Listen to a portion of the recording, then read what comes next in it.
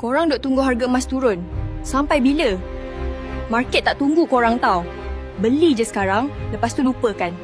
I lagi percaya benda yang I boleh pegang. Emas fizikal ni real asset.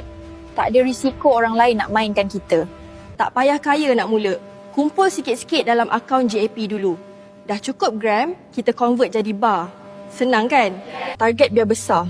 Mula 100 gram, lepas tu sekilo. Slow and steady, janji momentum tu ada. Jangan berhenti tengah jalan. Emas ni untuk orang yang sabar. Simpan 2 ke 5 tahun minimum. Baru nampak hasil dia masuk teruk. Paling kurang 10% net worth korang kena ada dalam emas. Tu baru betul secure untuk masa depan. Dulu I pun fikir nak tunggu duit kepuk-kepuk baru mula. Nasib baik I sedar awal. Korang bila lagi? Nak simpan emas public gold tapi tak tahu cara? Drop komen kat bawah.